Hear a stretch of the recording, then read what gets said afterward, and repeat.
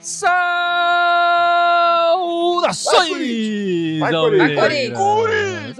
Esse é o podcast Irmandade Corintiana número 300, Gibson. Chegamos lá! 300. Tá vendo? Empatamos com o Fábio Santos. Mas isso contando só as gravações de podcast. Se for contar as lives, a gente já passou do Cássio. Se precisar, a gente passou do Vladimir. Né? Se for contar os especiais, né? Na pandemia, os especiais, então. Já acho que passou até o Vladimir.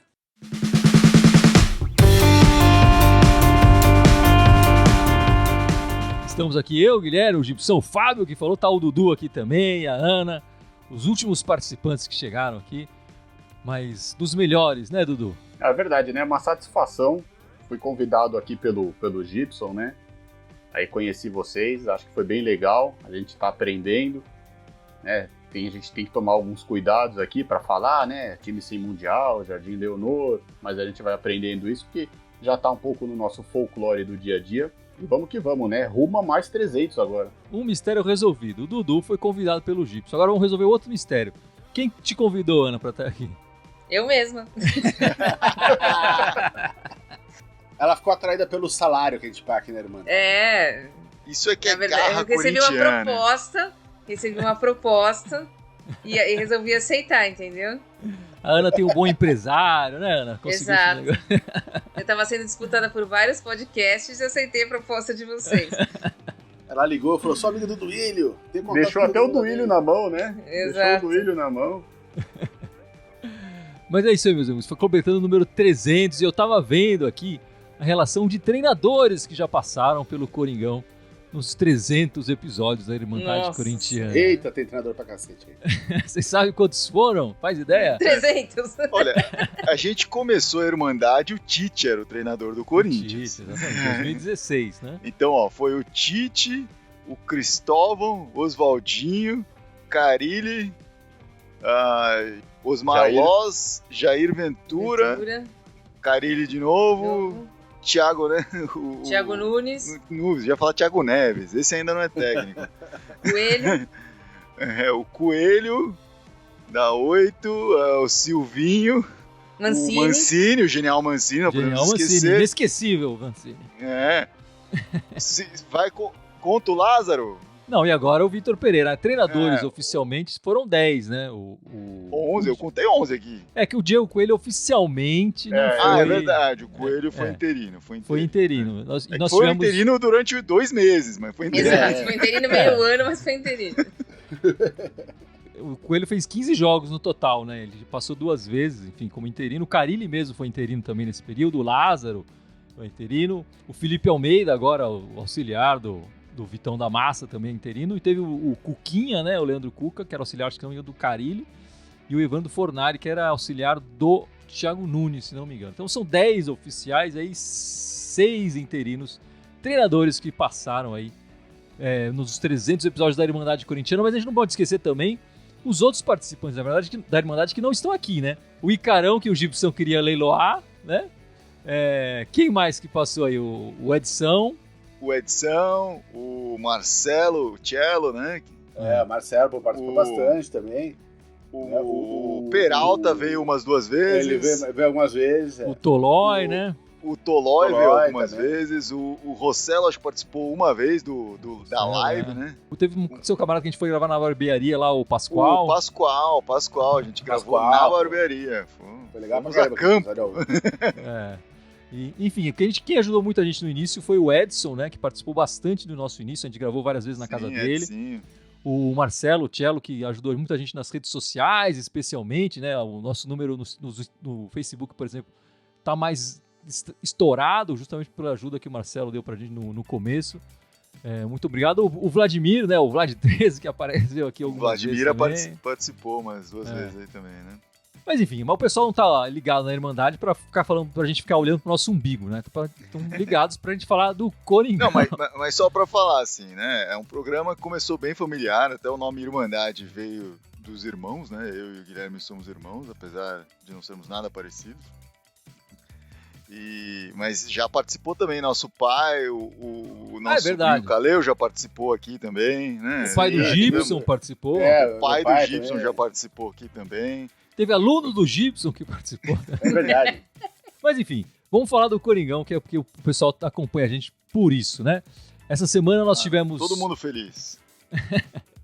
Essa semana tivemos 2 derrotas seguidas, né? Isso acontecia desde a nossa estreia da Libertadores, lá contra o Always Red, né? A gente tinha perdido um jogo anterior e depois acabou perdendo na estreia da Libertadores. Acho que foi em abril, se não me engano, né? Já fazia um tempo que não acontecia isso. Enfim, mas pra mim o que aconteceu é que o time se preparou para uma semana decisiva, né? Que foi a semana anterior. E aí cansou, né? Os nossos desfalques são muitos. A gente ainda tem que somar os nossos desfalques. A saída do nosso melhor zagueiro, o João Vitor, e de talvez um dos melhores jogadores dos últimos jogos do Corinthians, que era o Mantuan, né? Que era um coringa do time, né? Exatamente. E aí o time teve que repetir a escalação aí por 3 jogos seguidos, muitos jogadores fazendo partidas em seguida, e o time mostrou um cansaço, não foi isso, Ana? Eu acho que sim, eu acho que foi o cansaço, o time vem se repetindo, até porque quando ele coloca um time mais C assim, os resultados foram bem ruins, né? Então ele tem repetido alguns jogadores, pra você ter uma ideia. O Juliano já jogou esse ano mais do que ele jogou nos últimos 6 anos, né? Então o Corinthians tem tido muitas repetições, tem tido poucas opções. Espero que agora melhore. Falaram que vai melhorar, né? Que vai voltar alguns jogadores, então eu espero que isso aconteça mesmo e que consiga descansar e a gente consiga ter um elenco mais completo para as fases finais aí de Libertadores e de Copa do Brasil. Apesar de na quarta-feira ter sido mais tranquilo, eu não sei se o final do jogo com aquele negócio que aconteceu não gerou o estresse ainda mais no Corinthians, que era desnecessário, né? Também, vamos falar um pouco disso. E a Ana levantou esse ponto importante, né, Dudu? Essa semana marca uma divisão agora o time daqui pra frente vai ser outro, justamente porque abre a janela e tem a chegada confirmada já do Yuri Alberto, o tal centroavante, o 9, que a gente tava tanto esperando. O Balbuena tá para ser confirmado, né, o zagueiro, para suprir essa saída do nosso melhor zagueiro, né, o João Vitor. Tem ainda a volta do Ramiro e do Vital. Pode ser que chegue aí um volante, mas e saída? Tem alguma saída aí que pode acontecer? Como é que tá isso? Tá meio complicado ainda, né? A gente não sabe. Eu acredito que não deva sair ninguém do time hoje.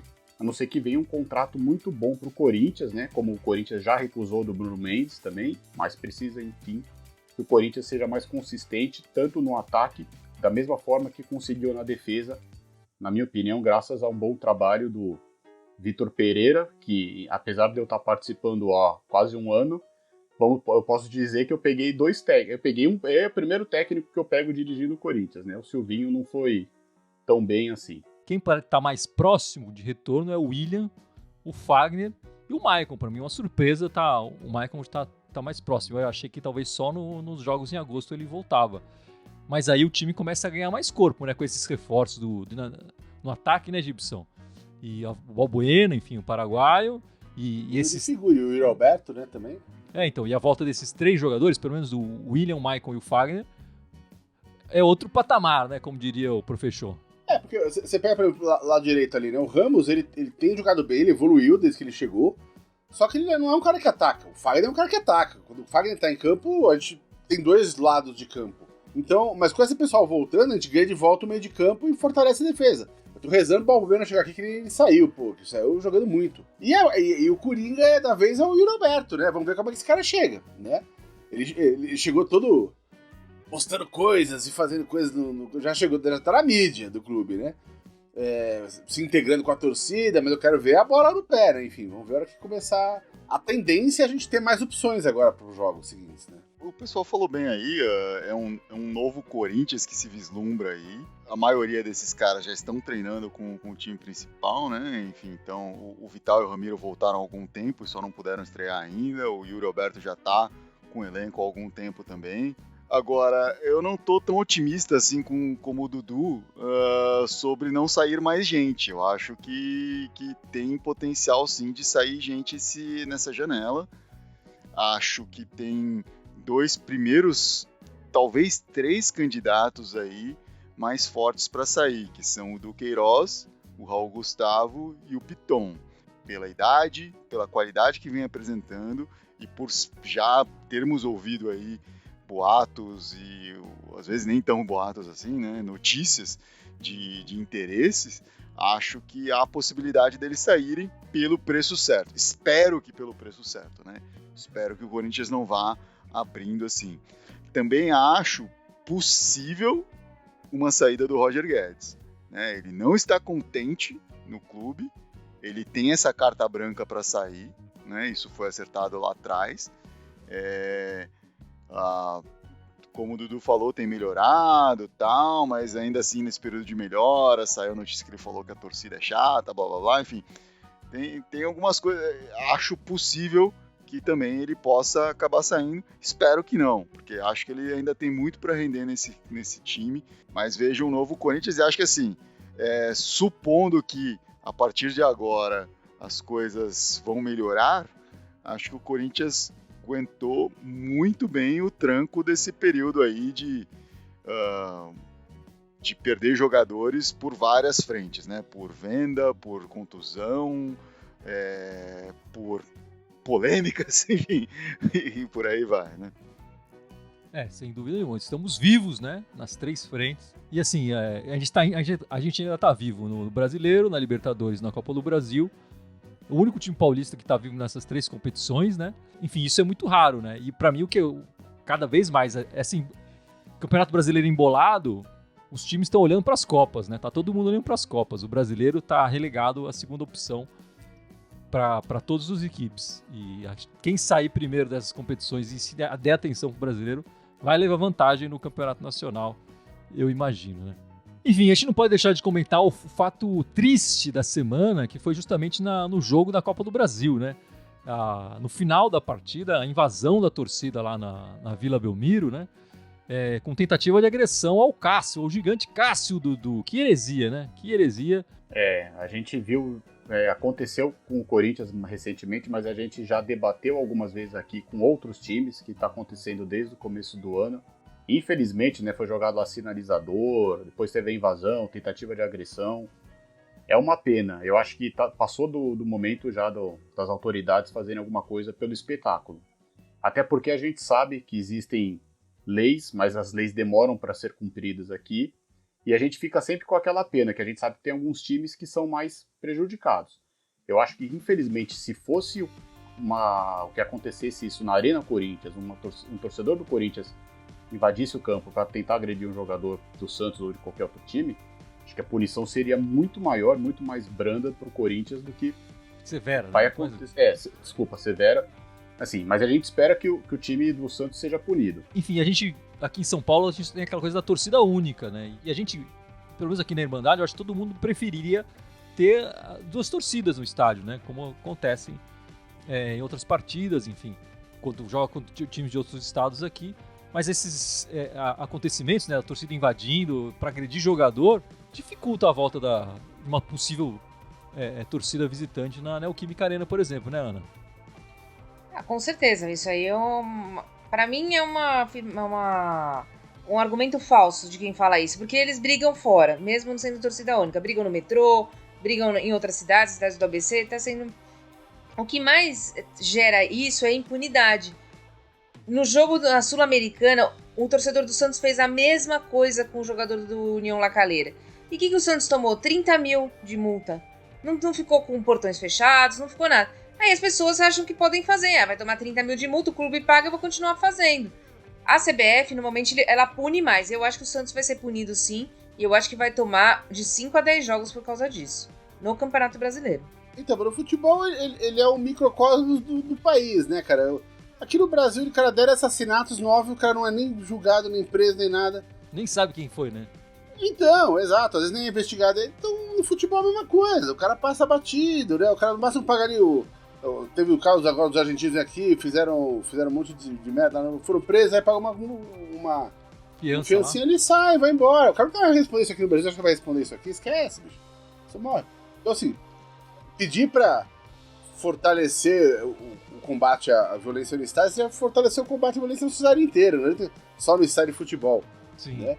Teria que mudar o conjunto de leis e a forma que a lei é aplicada para dar mais eficiência. Se isso acontecesse, né, aí ia começar a diminuir essas babaquices. A gente já viu acontecer na Inglaterra, por exemplo, com os hooligans lá. A hora que os caras apertaram o cerco lá, começou a diminuir essa babaquice. Né? Sempre vai ter um ou outro, né? É difícil acabar com tudo. Mas, o cara sabe que se ele aprontar vai ter consequência. Né? Falando o caso que o Gibson falou aí da Inglaterra, né? Falou-se muito na época que eles faziam era... quando pegavam uma pessoa, né? Que às vezes é difícil você detectar a pessoa que está fazendo, né? A coisa errada, tal, no meio da multidão. Mas nesse caso, por exemplo, do Cássio, tipo, você pegou o cara, tá ali na tua mão. Pegou o cara. E aí o que acontecia em casos assim era o cara ele era preso por X tempo e depois disso ele tinha mais um período onde ele tinha que todo dia de jogo do time tinha que comparecer na delegacia e ficar lá. E lá não passava o jogo. Então o cara perdia o jogo. O cara deixava de ver o time. Não é deixava de ver o time no estádio, deixava de ver o time. Não tinha como ver. Talvez, hoje em dia o cara podia ouvir no celular, alguma coisa assim, enfim, mas deixava de acompanhar o time. Então acho que isso é uma medida que começa assim a afetar o psicológico de uma pessoa que está disposta a ir cometer uma agressão em prol do time. Então acho que tem que passar pelas duas, assim, tem que punir o time, porque ele tem que proporcionar esse ambiente seguro para ser jogado, sim, mas tem que muito mais punir o infrator. E bom, agora vamos falar da parte boa da Copa do Brasil. O Corinthians está classificado e se junta ao grupo dos outros classificados. O dinheiro que o Gibson tanto gosta, o economista, por isso que ele adora a Copa do Brasil. Mas aí, os outros classificados são o Jardim Leonor, os Urubus Cariocas, o Fluminense, o Atlético Goianiense, o América Mineiro, o Atlético Paranaense e o Fortaleza. É isso? Eu esqueci alguém não. Tá todo mundo aí, o Corinthians, certo? Qual time você gostaria? O sorteio, a gente tinha falado no podcast passado, né, Dudu? Vou fazer essa correção. Depois mudou, né? O sorteio vai ser na terça agora, né? Terça-feira, 1h30. Era para ser na sexta, logo depois de já ter todos os classificados, eles fizeram essa alteração. Então, na terça-feira agora vai ser o sorteio e o mando também é por sorteio. E você, Dudu, quem você gostaria de pegar na próxima fase? Se for seguir a lógica que a gente brincou da Libertadores pelo chaveamento, agora que a gente vai saber o chaveamento, poderia ser o Atlético Goianiense pra gente derrubar eles, que nem eles fizeram ano passado com a gente, né? Tipo uma vingança. Já tiramos Boca, vamos tirar esses caras que estão na frente. Não sei, por superstição, por teoria, sei lá o que, eu só acredito, antes dos outros responderem, que o único confronto que não vai dar, né, vai ser Corinthians e Urubu. Eu acho que é o único confronto que não vai dar. Mas pode dar, não existe nenhum impedimento no sorteio para. Pode, mas eu acho que a bolinha ali vai estar, não sei, porque como eles já vão se enfrentar na semana, não sei se vai ter. Seria muito seria assim. Se acontecer isso, vai ser muito complicado, porque a gente vai jogar durante 4 semanas consecutivas. Então, acho que não vai acontecer, mas pode. Mas eu aposto né, até por questões, seria interessante pela vingança no Atlético Goianiense. Cara, eu aposto no Goianiense também, vou junto com o Dudu. Minha cabeça quer o Atlético Goianiense, meu coração quer que pegue o Jardim Leonor agora, que nós estamos completos. Ia ser interessante também, ia ser bacana. Não, eu gostaria de pegar um desses mais fracos. Eu acho que é um momento de... E aí, entre os mais fracos, eu colocaria o América Mineiro, o Atlético Goianiense e não sei nem se o Fortaleza, assim, porque o Fortaleza agora tá focando mais nisso, enfim, é um time, acho, um pouquinho mais aguerrido, mas preferia desses 3 até o América Mineiro. Acho que é o mais fraco dos 3 ali, digamos, né? Eu tô achando, assim, pensando em como foi o sorteio dessa última fase da Copa do Brasil, que saiu um monte de confronto local, né, um monte de clássico, eu acho que vai dar Fla-Flu e vai dar majestoso. Vai ser isso aí. Aí, façam suas apostas. O Marcos Pinheiro aqui já fez a aposta dele. Ele tá querendo, ao contrário do Dudu, jogar muitas vezes com os Urubus Cariocas lá. Vai ser interessante esse Rossolar, né? A gente não vai nem saber. O Corinthians ganha, você não sabe nem se se classificou, qual pra competição qual campeonato que vale, foi, onde tá valendo isso. Lembrou que o Corinthians ganhou do Flamengo, mas foi no Brasileiro, né? Apesar do gol ter sido marcado por um jogador deles. Não, pra confundir mais ainda. Né? 2 notícias que aconteceram na semana passada, mas é que a gente acabou não comentando, né? A primeira é que o Duqueiroz renovou até 2025, né? Ele tinha contrato até o final de 2024, aumentou um ano ali de contrato com ele que está sendo um dos jogadores favoritos do Vitão da Massa, né? Já está muita gente falando que ele deve ter uma transferência aí para a Europa proximamente, né? E o outra que causou menos barulho, mas que eu acho que é muito interessante, foi a volta do fisioterapeuta, o Bruno Maziotti. Voltou a trabalhar no Corinthians, a princípio na função de... Não é auxiliar, como é que fala? Consultor, né? Consultor, obrigado, Ana. Consultor, ele está fazendo a recuperação do William e do Renato Augusto, né? Lembrando que ele já trabalhou com o Renato Augusto e ele é responsável pela recuperação espetacular do Ronaldo, o fenômeno, quando ele chegou no Corinthians, né? É um senhor profissional da fisioterapia. Ele já sabe como trabalhar dentro do Parque São Jorge ali, já sabe como trabalhar no CT, teve histórias de recuperação, trabalhou na seleção brasileira, trabalhou fora. Com certeza vai ser um ganho para esse time, até para ele mesmo não só melhorar os jogadores, mas ele poder treinar os outros fisioterapeutas que estão começando também, para a gente ter sempre um departamento fisioterapêutico em grande nível, né? Então eu acho que é um ganho, sem dúvida, o Corinthians ter trazido ele de volta. E espero que agora o Renato Augusto volte dia 2 de agosto aí já fazendo gol já. Mas essa renovação do Queiroz, Gibson? O Du tem que segurar. Ele e o Michael são nosso meio de campo, né? Atualmente são dois caras que tem que segurar. O Michael é difícil segurar, né? A gente sabe que tem um certo prazo de validade ali, mas seria bom se pudesse segurar ele também, né? A gente tem os números do Queiroz aí, Fábio, da Irmandade. O Du Queiroz também é um dos preferidos da Irmandade ali, no craque do jogo também, né? Ele já foi eleito 4 vezes o craque da Irmandade. Tá indo bem o Du. E é impressionante, assim, ele tem jogo, desde que o Vitor chegou, ele tem jogado muita bola mesmo, né? E não tenho dúvidas que essa renovação aí não só para garantir aí mais um tempo de contrato, o que melhora a possibilidade de multa e tudo mais, pedir um pouquinho mais aí pelo cara para ele não sair tão facilmente, né?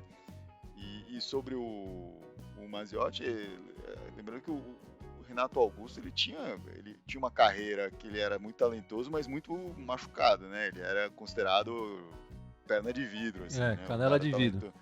Mas aí, depois do trabalho que ele fez no Corinthians, se recuperou e desde então até o momento, essa foi a primeira vez que ele voltou a ter aí uma contusão mais prolongada depois daquela recuperação, né? Ele vem uma sequência de jogos aí por onde a carreira dele seguiu após o Corinthians por conta disso. Vou começar pelo Bruno, porque ele já trabalhou no Corinthians, que nem se falou, a gente sabe que o Renato Augusto levou ele para a China depois, enfim, acho que foi uma excelente contratação mesmo, sabe? Um time vencedor não se faz só dentro de campo, tem que fazer fora de campo também, tem que ter o pessoal lá, a gente acho que acertou, demorou, mas acertou para ter um técnico, né? Vitor Pereira está mostrando muita qualidade, não só ele como a comissão, agora trouxe o Bruno. E sobre o Du Queiroz, a gente já falava muito dele aqui ano passado, uma excelente notícia essa renovação, que nem o Fábio bem lembrou, para a gente poder ganhar mais alguma coisa. Agora sim, é torcer para o Maicon voltar, porque o time também tem aquele que você se dá melhor, que você se entende melhor, e é impressionante como ele e o Maicon tomaram conta do meio de campo. Então acredito que o Maicon voltando, ele vai melhorar ainda mais como a gente estava antes do Maicon se lesionar. Mas vamos lá, o Corinthians vai jogar 2 vezes a semana os 2 últimos jogos do turno aí, do primeiro turno do Brasileiro, né? O primeiro jogo quarta-feira contra o Coritiba na Neoquímica Arena. A última derrota que o Corinthians teve pro Coritiba em casa foi em 2003, galera, 2003. O técnico era o Geninho. Eu tava olhando no scout. Técnico do Corinthians ou do Curitiba? O técnico do Corinthians era o Geninho, a gente perdeu de 1-0. O jogo foi no Morumbi, olha que deprê. 3 mil pagantes no Morumbi. Imagina um jogo no Morumbi, 3 mil pagantes. Qual é a expectativa sua para essa partida, Fábio? O Coritiba tá mal das pernas, né? Tá brigando ali na fase... Tá quase na zona de rebaixamento ali. O Corinthians deveria ganhar, né? Mas eu não sei que time que vai entrar, porque o segundo Yuri jogo Alberto deve estrear essa partida, hein? Porque o segundo jogo é muito mais importante e relevante, né? Porém, o segundo jogo também vai anteceder semana de Copa do Brasil. Copa do Brasil. Então, assim, eu espero que o Corinthians não sofra do mesmo mal que sofreu contra o Ceará. Até porque o jogo vai ser em casa. Acho que esse é o grande trunfo do Corinthians aí, mais até do que a estreia do Yuri Alberto. Estar em casa faz uma diferença contra esses times, principalmente contra esses times mais fracos ali, quando é um time um pouquinho mais misturado que entra. Eu acho que o Corinthians vai completo quarta-feira, até pelo resultado não satisfatório de ontem. Eu acho que o que vai jogar com o que tem mesmo, o que for possível, vai a campo. Eu espero que o Yuri Alberto já estreie com gols, já. 2 do Yuri e 1 do Roger Guedes, eu já tô contente na quarta-feira. Enfim, depois desse jogo contra o Curitiba, a gente vai jogar contra o Atlético Mineiro, fora de casa, domingo, 6 da tarde, galera. Não é 4 horas, é 6 da tarde. Esse é o fim do turno, né? E, enfim, esse jogo da semana pra gente tem uma importância, porque o Corinthians só foi campeão no final do campeonato quando ele ganhou o primeiro turno. Todas as vezes que o Corinthians foi campeão no final do campeonato, ele ganhou o primeiro turno. E toda vez que ele ganhou o primeiro turno, ele ganhou o campeonato. Pro Corinthians ganhar o primeiro turno tem significado, melhor dizendo, né? Tem significado ser campeão no final do ano brasileiro. Não sei se a gente vai chegar nessa última partida em condições de ganhar o turno já. Pode ser que não tenha essa possibilidade, né? Mas enfim, eu fico com essa expectativa, Dudu. O que você tá esperando para essa partida domingão? Olha, sem dúvida, se a gente for pegar dos últimos jogos, é a partida mais difícil, né, que nós vamos ter. Tem que roubar alguns pontos de time grande por perder pontos bobos em casa. Pela que a rodada apresenta do final do turno aí, é o jogo mais importante, é o jogo mais pesado que vai ter. Olha, eu não me preocupo tanto com essa mística que você falou de ganhar o primeiro turno para ser campeão, mas depende do que acontece nesses campeonatos paralelos. A gente vai ter que ver com que time que a gente vai jogar esse jogo contra o Atlético. Eu gostaria de entrar com o time cheio. Acho que daria um belo jogo contra o Atlético, né? Mas é um jogo dificílimo, né? Os caras estão jogando muito bem, estão ali na ponta da tabela. Agora, a tabela tem 6 times ali com 3 pontos de diferença um do outro. Eles ainda tão embolado que eu acho que o segundo turno tá aberto. É que alguns times já não estão mais em alguns campeonatos, né? Então eles... É isso que eu ia falar. Eu Então, acho que esse segundo turno talvez seja definido pelos times que forem caindo nas outras competições. E também concordo com o Gibson, essa mística, quando ganhamos o primeiro turno, ganhamos o campeonato. Quando ganhamos o campeonato, ganhamos o primeiro turno. Isso aí, só vale pra estatística, porque assim, cada campeonato é diferente. Não foi mística, é fato, aconteceu isso. Não tô inventando, não tô batendo na tabu. madeira, Tabu, pendurando tabu. coisinha. Aconteceu, é fato, aconteceu. Claro que todo ano pode não acontecer e ser melhor pra gente assim, tudo bem, não tem problema. Por enquanto, o Corinthians foi campeão no final do ano quando foi campeão no turno. Você falou durante a semana, teve a renovação do Dudu, do Queiroz, do volta do Bruno Maziotti. Eu também renovei. Aqui. Renovou também. Hoje você renovou, né? Já que você foi convidado, você renovou o convite. O Corinthians mandou pro Chipre o Varanda e o goleiro lá, o Guilherme Castellani. E o Varanda já estreou com gol, já meteu um gol no Chipre. Perdeu o jogo, mas estreou com gol. A Ana acompanhando o campeonato cipriano aí, que beleza. Cipriota, tá? Cipriota. Mas olha que profissão legal. O cara só fez besteira a carreira inteira. Tá jogando no Chipre lá, que beleza. Uma ilha no meio do Mediterrâneo, tá bom. Então, tá bom. Né? Vai fazer um monte de festa lá, gente. Você acha que não? Dá pra pegar dica com o Léo Natel, que jogou lá e tal. Os caras saíram do lucro, deixaram de contratar em definitivo lá na Natel pra trazer o Varanda. Não sei nem se é o mesmo time. Não é o mesmo time, não. Como se tivesse só um time no Chipre. Né? Exato. E o Casim nasceu lá, né? O Casim nasceu lá também. O Casim é cipriota? Nossa, que beleza. As ligações corintianas com o Chipre. São muitas, pelo visto.